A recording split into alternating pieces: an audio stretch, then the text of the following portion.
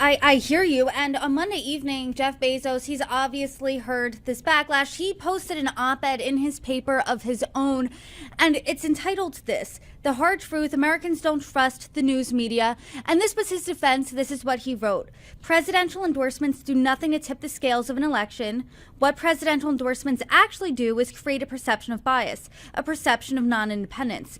Ending them is a principled decision, and it's the right one. To his point, would a WAPO endorsement of Kamala Harris, is that affecting the swing state voter in Pennsylvania at all? Or does this 11th hour decision just draw attention to the fact that they didn't do it?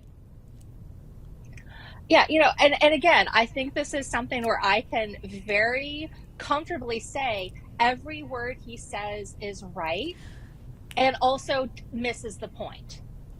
He's right that the Washington Post endorsement is not going to swing voters. The New York Times endorsement is not going to swing voters on their own.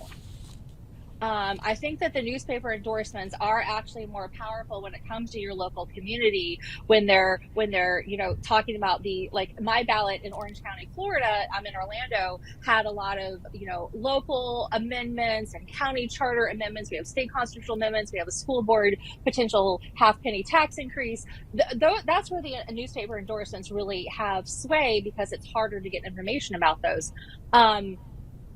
But where the endorsements matter is, again, in taking a stand, and specifically on the issue of former President Donald Trump, and specifically on the issue of free speech and free press. He has said a lot of things that are extraordinarily troubling. And this is beyond just, he writes mean tweets or mean posts on his True Social account.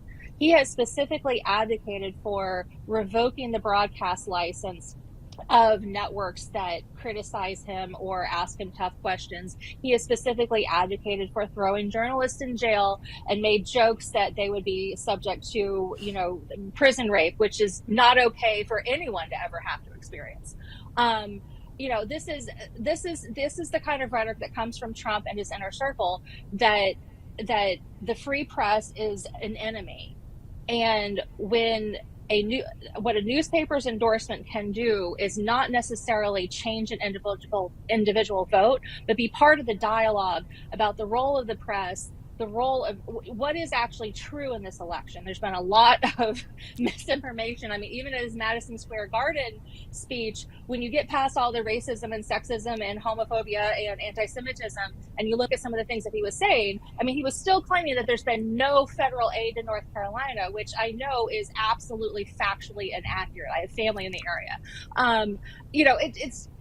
That's where the newspaper endorsement can come into play, to put a bright spotlight on things that are true and untrue, and to be part of a very important dialogue about what's going on in this country. And again, when you are deciding to stay silent and you're doing it in the 11th hour, and it's specifically an election involving Trump, well, it looks like you are preemptively bowing down before dear leader, and it's really shameful.